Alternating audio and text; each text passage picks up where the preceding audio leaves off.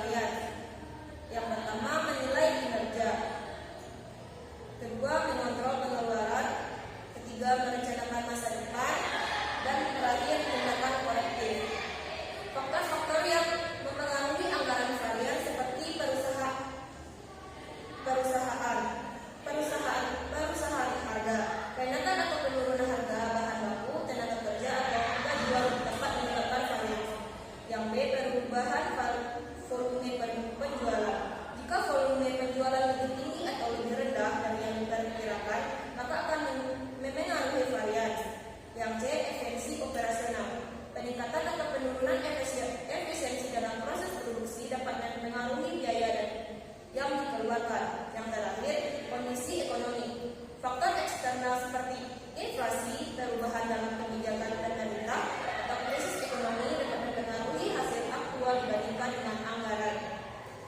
Yang 6. Contoh perhitungan anggaran varians. Misalnya, PT Sukses Sejahtera menganggarkan biaya bahan baku sebesar 20 juta untuk 1.000 unit produk. Anggaran biaya bahan baku per unit adalah 20.000. Namun, setelah produksi, perusahaan menghabiskan 22 juta untuk bahan baku 1.100 unit produk. Caranya, anggaran biaya bahan baku, biaya per unit sama dengan 20.000, total anggaran unit 1.000 unit sama dengan 1.000 dikali 20.000 sama dengan 20 juta.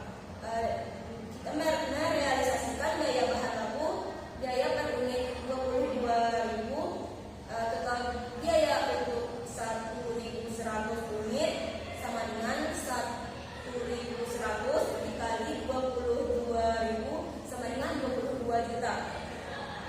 Varians biaya bahan baku, anggaran varian sama dengan 20 juta dikurang dengan 22 juta sama dengan min 2 juta. Berarti kita kurang, berarti unfavorable. Saya kembalikan ke moderator. Terima kasih kita ucapkan kepada Sita. Selanjutnya membaca materi tentang poin C, pengulangan dan pengadilan. Saya sendiri pengulangan dan pengadilan anggaran fleksibel merupakan bagian penting dalam sistem manajemen keuangan perusahaan. Berikut penjelasan tentang bagaimana anggaran fleksibel digunakan dalam pengelolaan dan pengalihan. Yang pertama, pengelolaan anggaran fleksibel. Yang main A, anggaran fleksibel dirancang agar dapat menyesuaikan dengan perubahan tingkat aktivitas dan volume produksi. Yang B, pengelolaan dilakukan dengan melakukan perbedaan biaya tetap dan biaya variabel. Dan C, manajer keuangan secara rutin memperbarui rencana anggaran berdasarkan hasil produksi dan atau penjualan aktual. Yang D, setiap akhir periode manajer membandingkan realisasi anggaran dengan rencana yang telah dibuat untuk mengidentifikasi kelebihan dan kekurangan anggaran. Yang kedua itu pengendalian anggaran fleksibel. Ada fungsinya. Fungsi utama anggaran fleksibel adalah sebagai alat pengendalian biaya. Yang kedua, analisis varian dilakukan untuk mengetahui penyimpanan atau anggaran yang realisasi. Yang C, setelah varian ditemukan, manajemen melakukan evaluasi dan mencari solusi atau atas penyimpangan yang terjadi. Jadi anggaran fleksibilitas juga digunakan sebagai dasar penetapan biaya. Yang poin ketiga, pengelolaan dan pengendalian dan akuntansi manajemen. Beberapa elemen kunci pengelolaan akuntansi manajemen meliputi: yang pertama, perencanaan anggaran. Yang kedua, pengendalian biaya. Yang ketiga, penilaian kerja. Yang keempat, pengambilan keputusan investasi. Dan selanjutnya yaitu sistem pengendalian manajemen terdiri dari beberapa tahap. Yang pertama, pemrograman, penyusunan program yang digunakan perusahaan untuk memberikan kebutuhan sumber daya. Yang kedua, penganggaran, perencanaan pengendalian manajemen dalam satuan keuangan untuk periode tertentu. Yang C, operasinya akuntansi, pencatatan penggunaan sumber daya dan pendapatan yang diperoleh. Yang keempat, laporan dan analisis, penggunaan laporan kinerja dan analisis hasil sebagai dasar informasi dan perbaikan berkelanjutan. Mungkin saya sekian sampai materi dari kami. Kami ucapkan